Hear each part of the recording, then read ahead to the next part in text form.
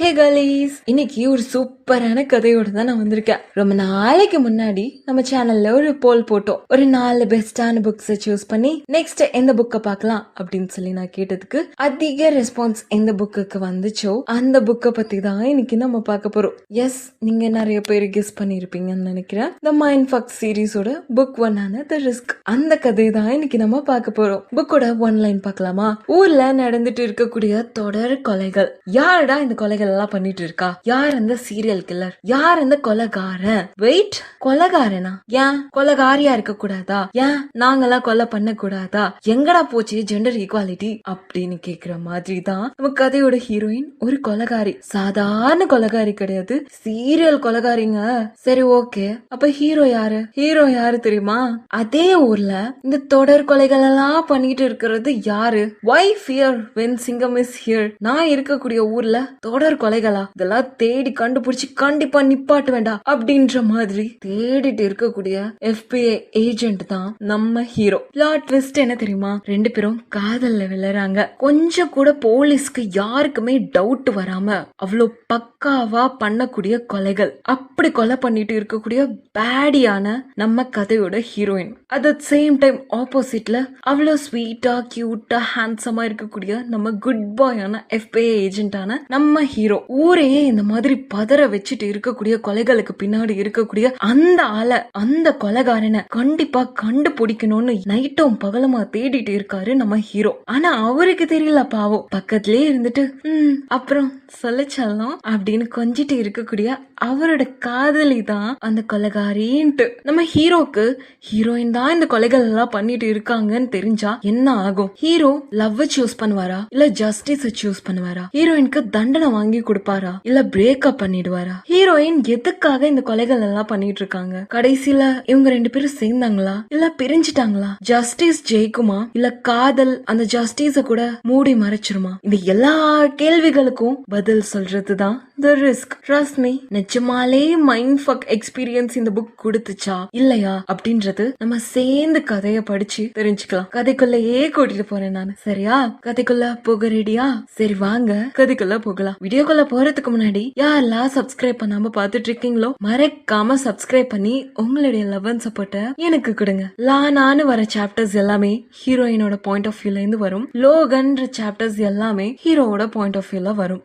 இந்த பொண்ணுக்கு ஐன்ஸ்டீன் மேல என்ன காண்டுன்னு தெரியல. புக்கு ஸ்டார்டிங்ல இருந்து எண்டிங் வரைக்கும் ஐன்ஸ்டீனோட கோட்ல தான் இருக்கும். சிலதுக்கு சப்போர்ட் பண்ணி சொல்லிருப்பாங்க, சிலதுக்கு அவன் ஒரு முட்டா பைய அப்படின்ற மாதிரிலாம் பேசியிருப்பாங்க. சோ இந்த வார்த்தைகள் எதுவுமே நான் யூஸ் பண்ணல, புக்ல இருக்கிறது மட்டும் தான் சொல்றேன். டிஸ்க்ளைமர் முன்னாடியே கொடுத்துடுறேன். Okay, chapter 1, Lana. ஐன்ஸ்டீன் என்ன வேணாலும் சொல்லிக்கிட்டோம். வீக்கா இருக்கவன் தான் ரிவெஞ்ச் எடுப்பான், ஸ்ட்ராங்கா இருக்கவன் மன்னிச்சு விட்டுருவான், ஆனா இன்டெலிஜென்ட்டா இருக்கிறவன் இக்னோர் பண்ணிட்டு போயிட்டே அப்படின்லாம் என்ன வேணாலும் சொல்லிக்கிட்டோம். எல்லாமே பொழப்பில்லாத பேச்சுங்க. ஐன்ஸ்டீனுக்கு எல்லாத்துலயும் அறிவு இருந்திருக்கலாம், ஆனா இந்த விஷயத்துல அவர் சொன்னது சுத்த முட்டாள்தனமா தான் எனக்கு தெரியுது. ரிவெஞ்ச்ன்றது வைன் மாதிரி கூலா சர்வ் பண்ணாதான் செம்ம டேஸ்டா இருக்கும். நம்ம அவங்கள தாக்க வரோம்னே தெரியாம நிம்மதியா இருக்கிறப்போ சடனா முதுகுல குத்துனாதான் அப்போ வர அந்த மரண ஓலம் கேக்குற மியூசிக்கல பா செம்மையா இருக்கும். I love humanity but I hate humans.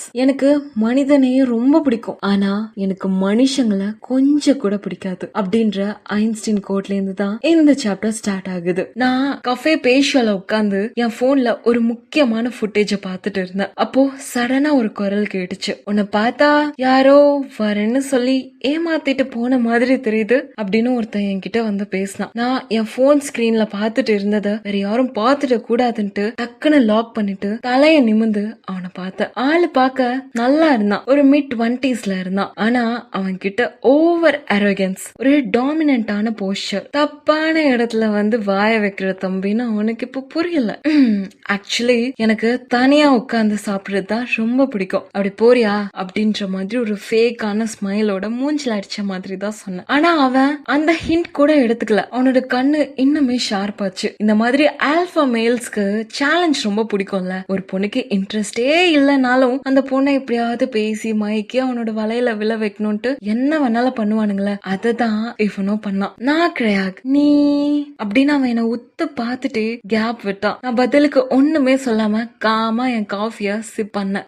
அவனை பார்த்தா பேரை சொல்ல மாட்டா போல, நீ பேரை சொல்லனா நான் அவனை பியூட்டின்னு தான் கூப்பிடுவேன் அப்படின்னு என்ன பார்த்து சொன்னான். இன்னுமாடா இந்த பிட் எல்லாம் போட்டுட்டு இருக்கீங்க, எவ்வளவு மொக்கையா பேசிட்டு இருக்கான். ஆளு பார்க்க செம்ம ரிச்சா இருக்கான், நல்ல சூட் போட்டிருக்கான். அதனால இவனுக்கு எல்லாமே ஈஸியா கிடைச்சிருது, எல்லாமே நம்மளுக்கு ஈஸியா கிடைச்சிரும்னு ஒரு நினைப்பும் இவனுக்கு இருக்கு. பொண்ணுங்களும் இவனோட அரகன்ஸ காக்கினஸ்னு தப்பா புரிஞ்சுட்டு இவனுக்கு விழுந்துடுறாங்க. பட் அவன் இது வரைக்கும் பார்த்த பொண்ணு வேற, நான் வேற. என்ன நீ நாட் இன்ட்ரெஸ்டட்னு கூப்பிடு, அதுதான் இப்போ கரெக்டா இருக்கும் அப்படின்னு நான் அவனை பார்த்து சொன்னேன். நான் சேர்ல நல்லா அட்ஜஸ்ட் பண்ணி உட்கார்ந்து ஃபுல் கண்ட்ரோல்ல ஒரு திமிரா அவனை பார்த்தேன்.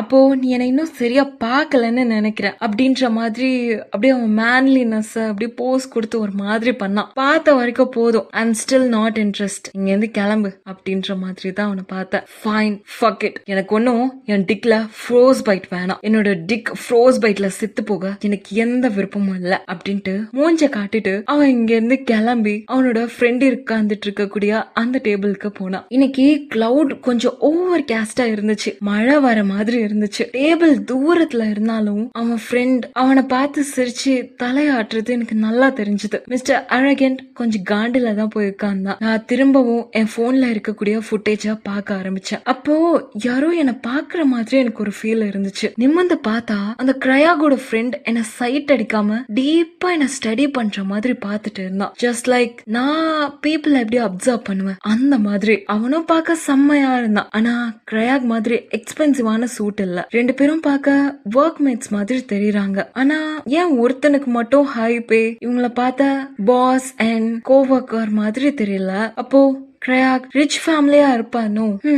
இதுல எனக்கு என்ன இருக்கு, என்ன வேணா இருந்துட்டு போட்டோம் அப்படின்னு நான் படிக்க ஆரம்பிச்சேன். காஃபி குடிச்சு முடிச்சுட்டு பில் கேட்டேன். பில் ஆல்ரெடி பே பண்ணியாச்சு மேம், இன்னைக்கு உங்க லக்கு அப்படின்னு வெயிட்ரஸ் என்ன பார்த்து சொன்னாங்க. ஓ அப்படியா?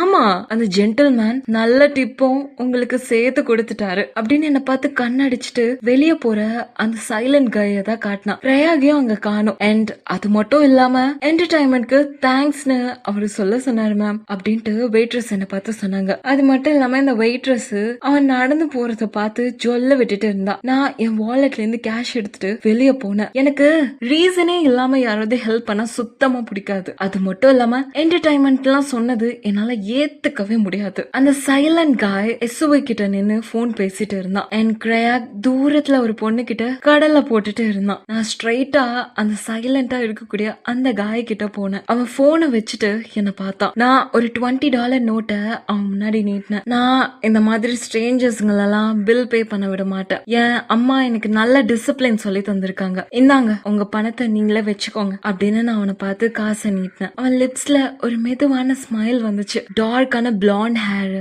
நல்ல ஜா லைன், ப்ளூ கலர் ஐஸ், செம்மையா இருந்தான். ஜென்டலாவும் இருந்தான். ப்ரொஃபைல் எங்க பண்ண முடியல. எனக்கு இவ்ளோ கம்மி காசுல இப்படி சூப்பரான என்டர்டைன்மெண்ட் கிடைக்காது. சோ இட்ஸ் வொர்த் இட் அப்படின்னு அவன் என்ன பார்த்து சொன்னான். அவன் பாக்கெட்ல கைய போட்டுட்டு காசை வாங்க முடியாதுன்ற மாதிரி கெஸ்டர் பண்ணான். எனக்கு ஏன் ரூல்ஸ் முக்கியம், தேங்க்ஸ் பட் நோ தேங்க்ஸ் அப்படின்னு நான் அவனை பார்த்து சொன்னேன். அவனோட சிரிப்பு இன்னுமே பெருசாச்சு. நீ எப்பவுமே இப்படிதான் இவ்வளவு டிஃபென்சிவா இருப்பியா, இல்ல யாராவது இந்த மாதிரி ஃப்ரீ காஃபி ஆஃபர் பண்ணா இந்த மாதிரி ஃபெமினிஸ்ட் இஷ்யூ வந்துருமா அப்படின்னு என்ன பார்த்து கேட்டான். மவனே என்னையாட ப்ரொஃபைல் பண்ற, I knew it, law enforcement பாடியா தான் இருக்கணும், யூ ஆர் FBI அப்படின்னு நான் அவனை பார்த்து சொன்னேன். அவன் ஒரு மாதிரி அழகா சிரிச்சுட்டு என்ன பார்த்து சொன்னான். எப்படி சொல்ற அப்படின்னு என்ன பார்த்து கேட்டான். நீ என்ன ப்ரொஃபைல் பண்ற, பிளஸ் இந்த ரைட் சூட், உன் ஃப்ரெண்ட் ரிச்சான சூட் போட்டிருக்கான் டு இம்ப்ரெஸ் கேர்ள்ஸ், நீ கேஷுவலா நார்மல் சூட்ல இருக்க. பட் உன் போஸ்டர் பார்த்தா நீ அவனுக்கு பாஸ் மாதிரி தெரியல,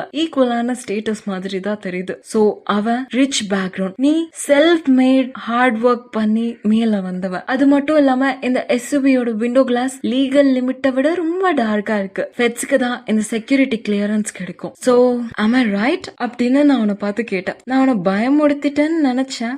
பட் அவன் அப்படிலாம் திங்க் பண்ணல. நீ பெய்ட் ப்ரொஃபைலர்லாம் இல்ல, மிலிட்டரியும் இல்ல, உன் ட்ரெஸ் பொஹேமியன் சிக் ஸ்டைல்ல இருக்கு. சோ கம்ஃபர்டபிள் தான் உனக்கு ரொம்ப முக்கியம். லுக்ஸ் கிடையாது, தனியா இருக்கதான் நீ சூஸ் பண்ற. ஃபர்ஸ்ட் கிளான்ஸ்ல உன்னை பார்த்தா ஃபெமினிஸ்ட் மாதிரி இருந்துச்சு. செகண்ட் கிளான்ஸ் பார்த்ததுக்கு அப்புறம் தான் தெரிஞ்சது உன்னை ஈஸியா யாருமே அப்ரோச் பண்ணவே முடியாது. ஏன்னா உனக்கு ட்ரஸ்ட் இஷ்யூஸ் இருக்கு. நைட்டு தனியா இருக்கிறப்போ மட்டும்தான் நீ வல்னரபிளா ஃபீல் பண்ணி யாரு கூடயாவது இருந்தா நல்லா இருக்குமேன்னு யோசிப்ப அப்படின்ற மாதிரி என்ன பார்த்து சொன்னான். என் தொண்டைய அடைச்சு போன மாதிரி இருந்துச்சு. அவன் சொன்னது 100% கரெக்ட். நான் இவ்வளவு சீக்கிரமா யாருமே என்ன பத்தி தெரிஞ்சுக்க கூடாது, ஈஸியா ரீட் பண்ணிட கூடாதுன்னு வருஷ கணக்குல ட்ரெயின் ஆயிட்டு இருந்த பொண்ணு எப்படா அப்படின்னு தான் எனக்கு இருந்துச்சு. உன் மேல பெட்டார்ஸ் எதுவுமே இல்ல, சோ நீ பெட்ஸ் எதுவுமே வளர்க்கல. அது மட்டும் இல்லாம யாரு கூடயுமே அட்டாச்மெண்ட் இஷ்யூஸ் வந்துடக்கூடாதுன்னு நினைக்கக்கூடிய ஒரு பர்சனாலிட்டி. ஏன்னா இந்த மாதிரி லாஸ இழப்புகளை தாங்கிக்க கூடிய அளவுக்கு உனக்கு மனப்பக்குவம் இல்ல. சோ அதனாலதான் நீ தனிமைய சூஸ் பண்ணிருக்க. உன் லைஃப்ல ஏதோ ஒரு பெயின்ஃபுல்லான பாஸ்ட் இருந்திருக்கு. தனிமைய நீனா தேடி போல, அதுவா உன்னை சூஸ் பண்ணிருக்கு. am I right அப்படின்னு என்ன பார்த்து கேட்டா. என் ஹார்ட் பீட் அப்படியே ஃபாஸ்டா ரைஸ் ஆக ஆரம்பிச்சது. நான் ஒரு ஸ்டெப் பின்னாடி எடுத்து வச்சேன். அவனோட கண்கள் அப்படியே மெதுவாக ஆரம்பிச்சது. ஓ சாரி, நான் கொஞ்சம் ஓவரா பேசிட்டேன்னு நினைக்கிறேன், ஐ அப்பாலஜைஸ் அப்படின்னு அவன் என்ன பார்த்து சாரி கேட்டான். நாங்க இங்க பேசிட்டு இருக்க அந்த கேப்ல கிரயாக் வந்தான். மச்சான் அந்த ஃபிகர் செம்ம ஃபிகர்டா, அவளுக்கு அப்படின்னு இழுத்துட்டு இருக்கிறப்போ டக்குன்னு எனக்கு கவனிச்சான். அவன் பேச்சு நின்னுச்சு. ஏன்னா நானும் அந்த சைலண்ட் காயும் சீரியஸான ஐ லாக் பண்ணிட்டு இருந்தோம். கண்ணோட கண்ணு பேசிட்டு இருந்துச்சு. நான் ஃபுல்லா எக்ஸ்போஸ்டா ஃபீல் பண்ண. எனக்குள்ள கட்டி வச்சிருந்த அந்த கோட்டை சுவரெல்லாம் உடைச்சிட்டு உள்ள வந்த மாதிரி இருந்துச்சு. அந்த சைலண்ட் காய் கிரையா கிட்ட போய் வாட்டர் பாட்டில் வாங்கிட்டு வா, நம்ம லாங் ரைட் போகணும் அப்படின்னு சொல்லி அவனை துரத்தி விட்ட மாதிரி இருந்துச்சு. Life sucks then you tie. வாழ்க்கை இப்படிதான் ரொம்ப கஷ்டமா இருக்கும். வாழ போறது ஒரு வாழ்க்கை தானே, இப்படியோ சாகதான் போறோம். வாழ்ற வரைக்கும் லைஃப என்ஜாய் பண்ணிட்டு ஃபுல்லஸ்டா வாழ்ந்துட்டு போயிடணும் அப்படின்னு என்ன பார்த்து சொன்னான். ஒரு கியூட்டா கண்ணடிச்சுட்டு என்கிட்ட அவனோட கார்டை கொடுத்துட்டு அங்க இருந்து கிளம்புனா. ஹெல்ப் வேணும்னா கால் பண்ணு, எனக்கும் கொஞ்சம் லைஃப் வேணும் அப்படின்னு சொல்லிட்டு எஸ்யூவில போய் உட்கார்ந்தான். நான் கார்டை பார்த்தேன். Logan Bennett FBI call me அப்படின்னு அவன் விண்டோ வழியா சொல்லி காரை எடுத்துட்டு கிளம்பிட்டான். நம்ம உண்மைன்னு நினைக்கிற உலகம் ஒரு இல்யூஷன் தான். ஆனா அந்த இல்யூஷன் ரொம்பவே ஸ்ட்ராங் ஆனது. அது கண்டினியூஸா நம்ம கூடவே இருக்கிறனால அது நமக்கு உண்மையா தெரியுது. இதுவுமே ஆல்பர்ட் ஐன்ஸ்டைன் சொன்ன ஒரு கோட் தான். என் அப்பா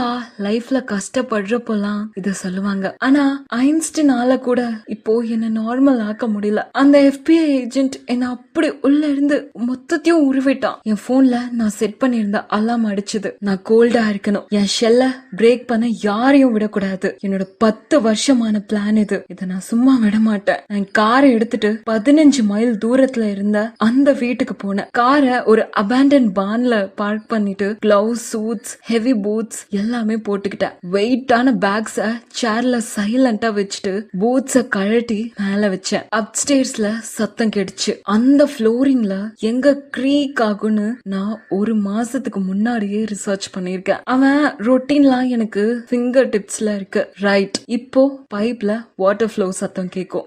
கரெக்ட், நான் சொன்ன மாதிரியே கேட்டுச்சு. இந்த ஷவர் சவுண்ட்ல அவனுக்கு நாங்க போறது சுத்தமா கேட்காது. நான் ரூம்குள்ள போன பெட்ட பார்த்தேன். அங்க எந்த பொண்ணுங்களும் இல்ல. சோ இப்போ இவன் சிங்கிளா தான், தனியா தான் இருக்கான். ரூம் ஃபுல்லா மெஸ்ஸியா இருந்துச்சு. ஷவர் ஆஃப் ஆச்சு. நான் கையில கத்தி எடுத்துட்டு ரெடியா பொசிஷன்ல நின்ன. அவன் டவலை கட்டிட்டு வெளியே வந்தான். உடனே நைஃப் எடுத்துட்டு அவனோட குதிகாலே ஒரே போடு போட்டேன்.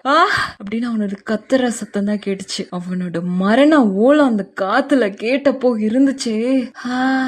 லோகன் தந்த அந்த சாஃப்டான ஃபீலிங் இப்போ என்கிட்ட இல்ல. I'm back to my monster mode. பென் ஃப்ளோர்ல ரத்த வெள்ளத்துல நேக்கடா விழுந்து துடிச்சான். அவன் இப்படி கதறத பாக்க எனக்குள்ள இருக்க செத்து போன உயிர் திரும்ப வந்த மாதிரி இருந்துச்சு. அப்படி ஒரு ஹையான ஃபீல் இருந்துச்சு. What the fuck? என்ன வேணும் உனக்கு? என்ன வேணும்னாலும் என்கிட்ட நீ எடுத்துக்கோ, என்ன விட்டுரு அப்படின்னு அவன் அழுதுட்டே கேட்டான். எனக்கு என்ன வேணுமா? எனக்கு என்ன வேணும் தெரியுமா? உனக்கு என் பேர் தெரியணும் அப்படின்னு சொல்லி அந்த ரத்த வெள்ளத்துல இருந்த நைஃப் எடுத்து அவனோட ஃபிங்கர்ல ரப் பண்ணிட்டே சொன்ன. ப்ளீஸ் டோன்ட், நீ ஏதோ தப்பான ஆள்கிட்ட வந்துட்ட, நான் இல்ல, நீ நினைக்கிற ஆள் நான் இல்ல அப்படின்னு சொல்லி அவன் கத்துனான். என்ன அடையாளம் தெரியலையா பென்? இந்த 10 சர்ஜரிஸ்க்கு முன்னாடி நான் எப்படி இருந்தேன்னு உனக்கு ஞாபகம் இல்லையா அப்படின்னு நான் அவனை பார்த்து கேட்டேன். நீ இல்ல, நீ நீ நீ அவ இல்ல, அவ செத்துட்டாளே. அவ சாகல, பொழைச்சுக்கிட்டா. நான் உயிரோட முன்னாடி வந்து நிக்கிறேன் அப்படின்னு நான் அவனை பார்த்து சொன்னேன். அவன் கண்ணுல இப்போ பயம் கம்மியாச்சு. ஏன்னா அவன் மனசுல 10 வருஷத்துக்கு முன்னாடி இருந்த அந்த 16 வயசு பொண்ணு எவ்வளவு சாஃப்டா துடிச்சான்னு ரீகால் பண்ணி பாக்குறான் போல. அதே மாதிரி பலவீனமா இப்போ வரைக்கும் நான் இருப்பேன்னு நினைச்சிட்டு இருக்கான் போல. ஃபூல். அவன் என்ன அட்டாக் பண்ண ட்ரை பண்றான்னு தெரியும். நான் என் பாக்கெட்ஸ்ல இருந்த ஒயரை எடுத்து முட்டி போட்டு அவன் கழுத்தை போட்டு இருக்குன. அன்னைக்கு நீ 3 டர்ன்ஸ் எடுத்துட்ட. சோ டெய்லி 1 பவுண்ட் வீதம் நெக்ஸ்ட் 3 டேஸ்க்கு உன் உடம்புல இருந்து 3 பவுண்ட் ஆஃப் ஃபிளஷ் உன் உடம்புல இருந்து நான் உருவுவேன். அவன் பெயின்ல கத்த ஆரம்பிச்சான். நான் கத்திய எடுத்து அவன் ஷோல்டர்லயே சொருகினேன். அப்படின்னு அவன் கத்துனான். மறுபடியும் ரத்த ஓலை என் காதுல கேடுச்சு. நான் டக்குன்னு ஸ்லிப் ஆகி அவன் பின்னால போய் அந்த ஒயரை அவன் நெக்ல போய் டைட்டன் பண்ணி அவனை சோக் பண்ண. அவன் அன்கான்சியஸ் ஆகுற வரைக்கும் டைட் பண்ண. இப்போ அவனை கொல்றது ரொம்ப ஈஸி. ஆனா அவனுக்கு நான் கருணை காட்ட மாட்டேன். உனக்கு டெத் இவ்வளவு சீக்கிரம் வந்துடக்கூடாது. இந்த 3 பவுண்ட்ஸ் ஆஃப் ஃபிளஷ நீ உயிரோட இருக்கிறப்போ உடம்புல இருந்து பிச்சு எடுப்பண்டா. அப்போ நீ எனக்காக பிச்சை எடுக்கணும், கதறணும், கான்சியஸ் தப்பணும்னு நீ ப்ரே பண்ணணும். அந்த வலியும் வேதனையும் நீ அனுபவிச்சு அந்த மரண ஓலத்தை என் காதுல நான் கேட்கணும். Just like we did. நான் அனுபவிச்சதை நீனும் அனுபவிக்கணும். அதுதான் எனக்கு வேணும். புரிஞ்சுதா? அப்படின்னு இந்த சாப்டர் இந்த இடத்துல முடியுது. இந்த சாப்டர் உங்களுக்கு பிடிச்சிருந்துச்சுன்னா மறக்காம லைக் பண்ணுங்க. நெக்ஸ்ட் சாப்டர் வேணும்னா கமெண்ட்ஸ்ல நெக்ஸ்ட் சாப்டர்னு சொல்லி கமெண்ட் பண்ணுங்க. உங்களோட தாட்ஸ கமெண்ட்ஸ்ல ஷேர் பண்ணுங்க. முக்கியமா உங்களுடைய அவள் செல்லும் கதைகளை மறக்காம சப்ஸ்கிரைப் பண்ணிடுங்க. சரியா? நெக்ஸ்ட் வீடியோல பார்க்கலாம். நன்றி, வணக்கம்.